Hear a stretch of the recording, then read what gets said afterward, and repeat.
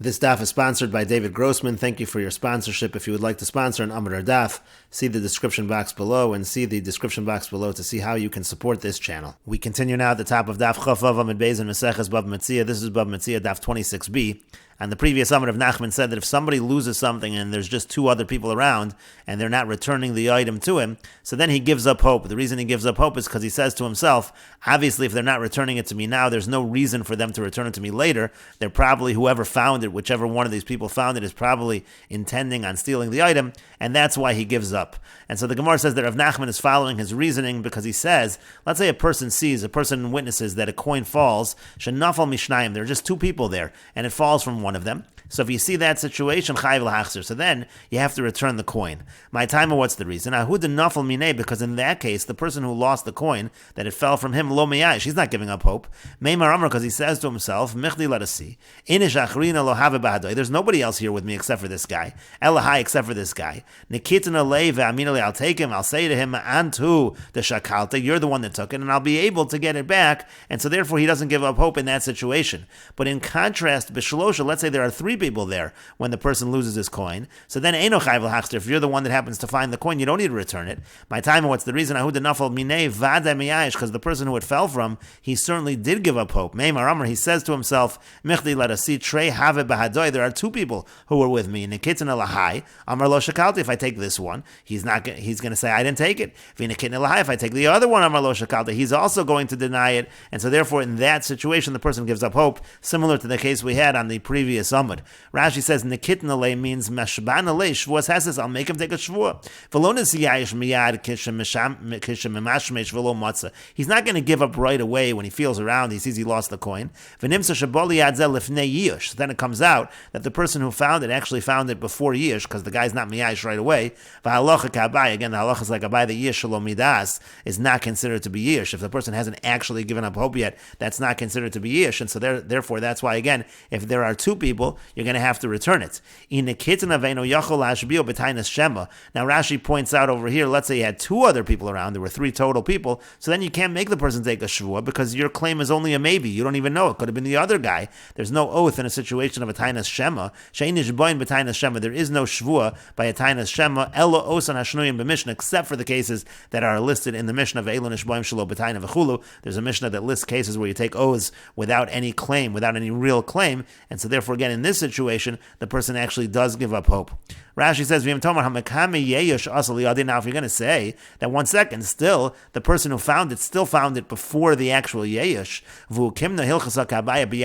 don't we hold like Abaya by Yal Kagam, by Yeshalom Midas, Amron the most made Miyad, so that's not true, because the person knows that he lost the money immediately. That follows Krev Yitzchak, that follows Reb Yitzchak, a person's always feeling around in his money pouch, and so therefore, again, he knows immediately that he lost the money. If there are two other people around with him, he gives up hope right when he finds out. But in the case where there's just one other person with him, he's not going to give up. He will think he'll be able to get it from that person. And the Gemara continues, Amar Rava says, that which you said, that if there are three people, then the person who finds it does not have to return it because he can assume that the owner gave up hope. That's only true if what you found, the coin that you found, does not have enough of the value of a pruta for each individual. For each of those three individuals, if you would split it up, it wouldn't be a pruta.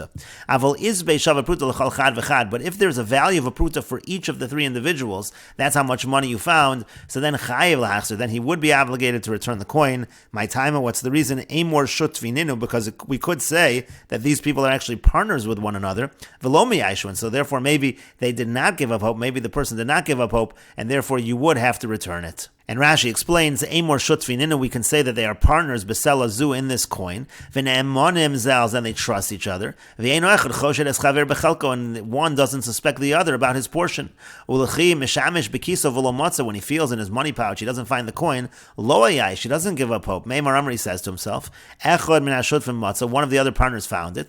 Ulitzareni, who shows like he's just trying to bother me, so he's being quiet about it. V'nimsa k'shabas liyadzeh, so therefore it comes out that in this case, when the person who finds it, it comes to him lifnei yish basal yadav. It comes to him before yish. V'hokmei ke'abaya. And again, we hold like abaya that yish shalom midas is not considered to be yish, and so therefore again in this situation there is no yish. Hilka chafal gav the seller davar shein bo simenu, and therefore even though a coin is something without a siman, chayiv lahachzer, he would be obligated to return it because there was not yet yish in this situation. Aval ki ein bo shalosh prutas, but let's say it's not worth 3 prutas, so then monefshach. So then either way you look at it, the person who finds it can keep the coin because ishutfin hein bo, because if they're all partners in the coin, ein kan misham hashavas aveda, there is no din of hashavas aveda. There is no law of Hashavas Aveda if it's less than a pruta. Let's say it belongs to just 1 or 2 of them, so then no ashav, so then they've certainly given up hope. They've said to themselves, that our friend is a ganav over here,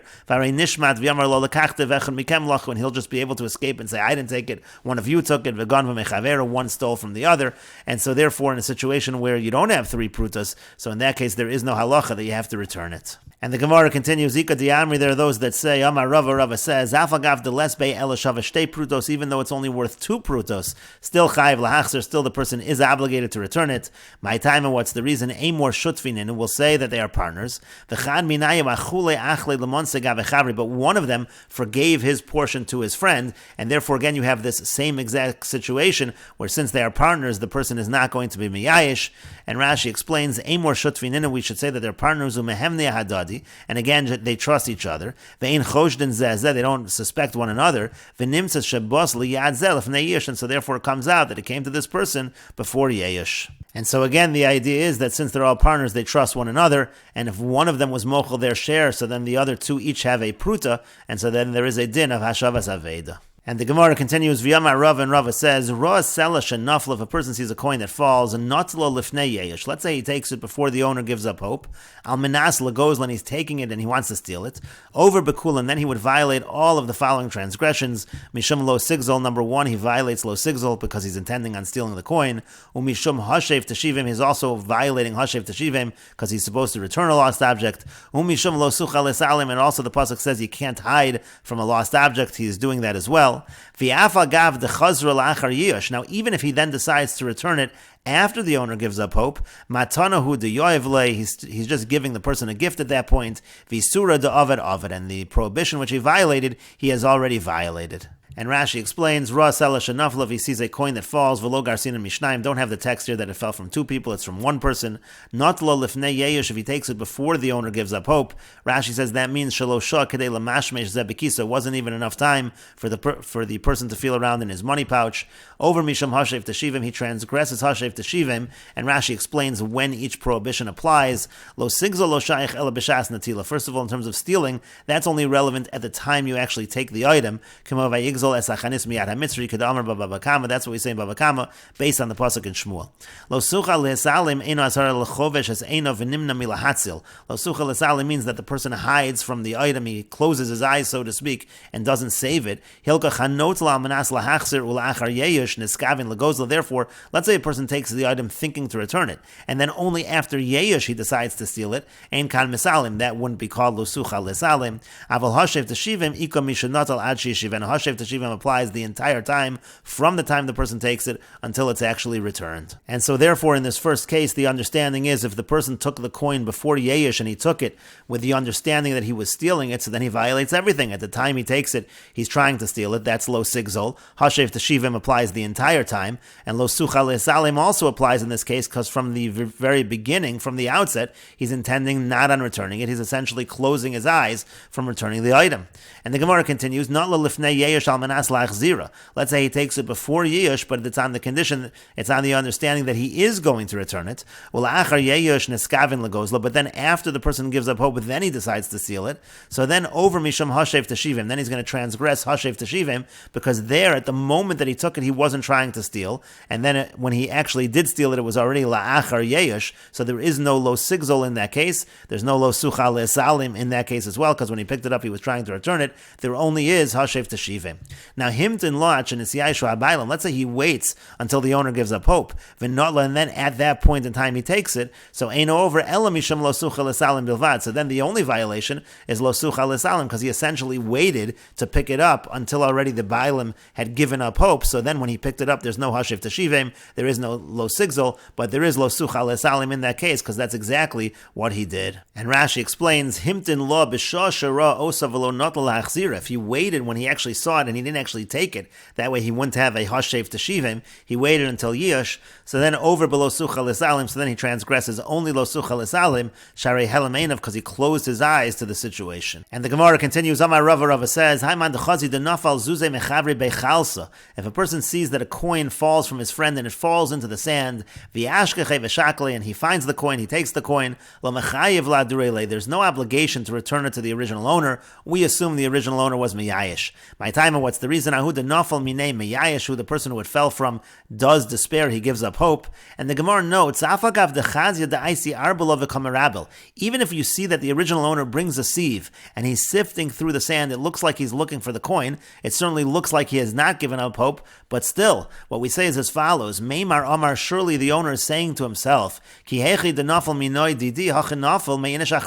just like a coin fell from me, coins probably fell from other people. Maybe I'm going to find something in the sand, and so therefore really he has given up hope on his coin. The fact that he's sifting through the sand is no proof otherwise. And the Gemara continues with the Mishnah, Matzah b'chanus, if a person finds an item in a store, harei lo shelo, he can keep that item.